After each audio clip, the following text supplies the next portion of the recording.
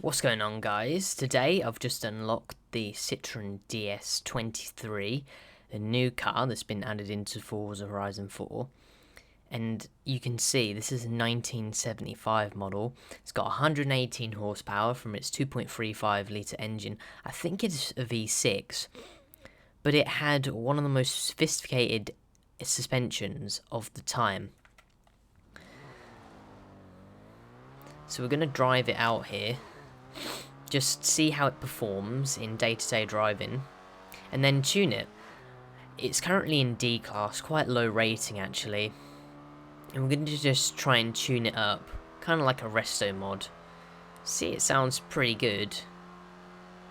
It's not particularly fast, but it's certainly not very slow for a car of this time period. 4 gears, so 4-speed manual transmission. Looking on the inside, fairly simplistic dash layout. Yeah, let's take it into the festival, upgrade it, and see what we can get out of it. I think we're going to make this a project car, make a very good D-class car. So as I was saying about suspension in this vehicle, it has a hydro-pneumatic self-leveling suspension, very sophisticated actually, and it used a combination of liquid hydraulic and gas pressurized suspension rather than springs, and it made the ride very comfortable and smooth over rough terrain. So it also made changing tyres very good because you could raise the car up naturally by itself without the need of a jack. But can we change the suspension at all? That we can. We can even add drift suspension onto it. Look how low it gets. Reduces the ride height by 8.5 centimeters.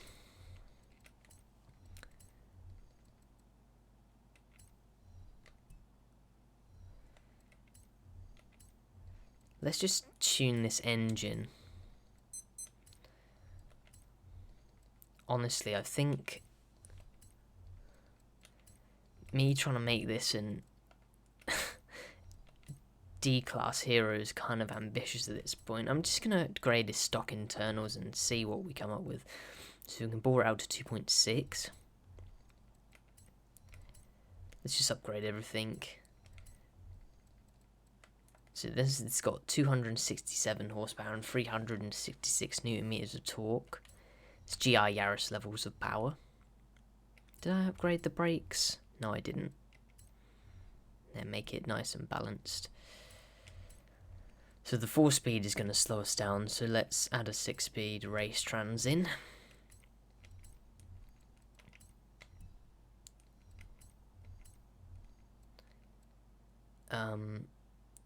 Let's give it some winter tyres. That would do it very well. 185s from factory, we can raise them up to 215s at the rear, too. And you can see as well that the rear track is actually less wide than the front, probably to aid with stability, and also you could fit suspension in a lot smaller space. I know exactly the wheels we want for this. There we go. Nice aerodynamic wheels. We can only assist the front track. Let's make it even wider at the front. Oh, this aero is going to be fantastic. Well, it's already A-class.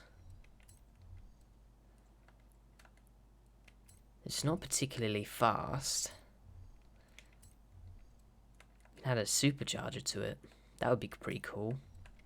What engines do we add to it? Oh, just the 1.6 litre turbo rally. That's not really particularly interesting. But let's upgrade this turbo to the max. Sorry, supercharger.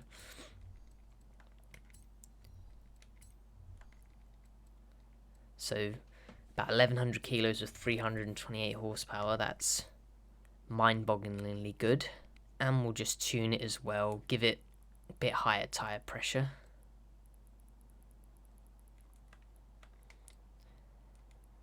Okay, let's adjust them gear ratios.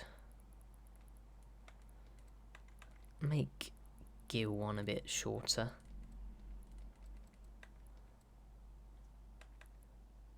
That'll do, so we got about 155 miles an hour out of it.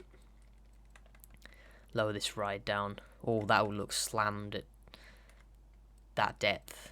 Okay. Add the aero up to the max.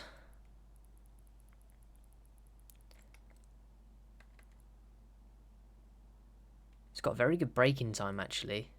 Yeah, that'll do. So guys, I've tuned this car up so it's in the mid-tier A class.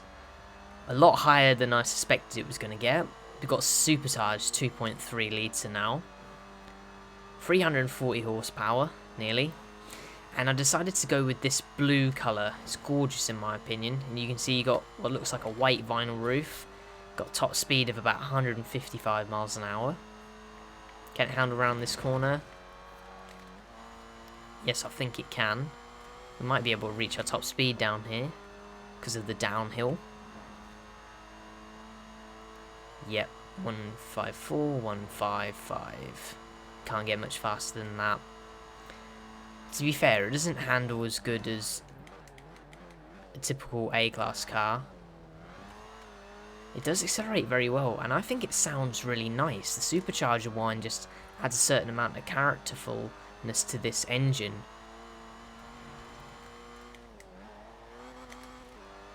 Who would have thought you'd be able to extract this much power from such an old engine? Drives really smooth. Really nice. Kind of looks aggressive, doesn't it, from the front? Let me just slow it down. Look at them menacing headlights. And look how low it is too. Mid-range pull is pretty decent from the torque. It's got over 400 Newton meters of. Can it hold a drift though? Well, if I do an E-brake drift, yep. Oh, other than that, it's pretty pants. I think it's because that rear track is quite narrow. Once you get it going though, it can be alright, but it's a bit squirrely. You can't really hold it in the slide. Just have dab on the handbrake. Anyway, let's take this on a little race. With its hydro pneumatic suspension, it was renowned for being able to be comfortable over very rough terrain. So we're going to take it on a little scramble circuit against some cult classic cars.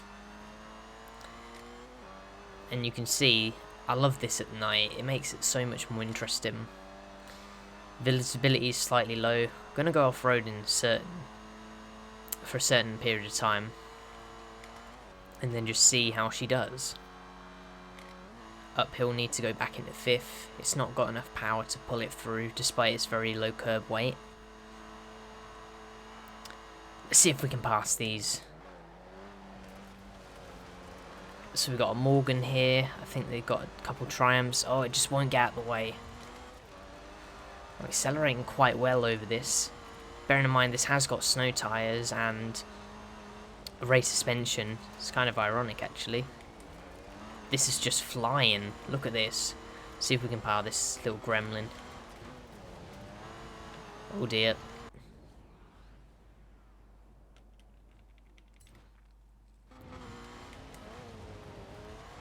There we go. That was good. So 2 more laps of this and I'm already first. Got to that position in the first lap. If I can maintain it, that would be a miracle. I swear 4th pulls harder than 3rd gear. It's kind of weird. So hit a benchmark of 1 minute 26. See how far they are behind. So you can see the body roll, that gremlin. This isn't doing such things.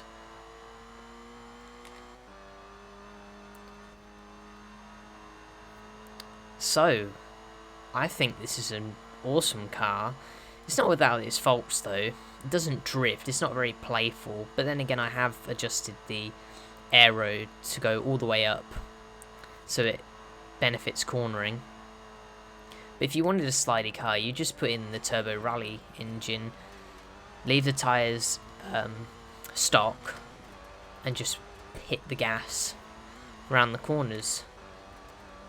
But yeah, in my opinion, this is really good for handling, especially with its stock engine as well. It's fairly strong when you fully go all out on it, even though it is quite expensive at 70k for all of the upgrades I did. And like I said, if you want this to drift, you've got to press the e-brake. Got to do handbrake turns in it almost. Braking's very good. It's quite twitchy on the limit, but relatively stable. The acceleration's fairly linear, even though I feel like it pulls harder in higher gears, which is strange.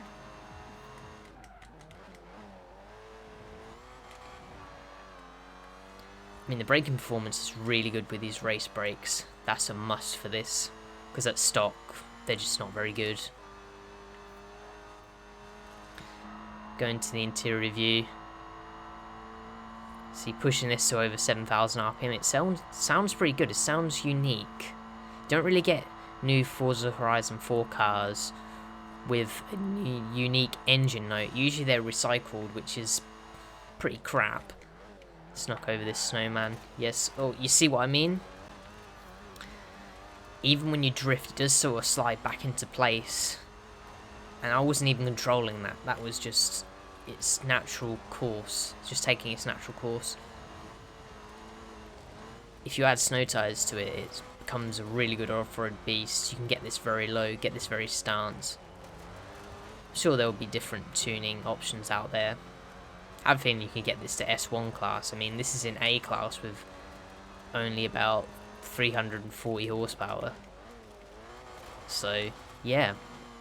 That is my review of the Citroen DS23. I think it's a decent addition to the Forza Horizon 4. Not the best one of 2021. But yeah, hope you enjoyed this. And with that, it's also a very good race car too.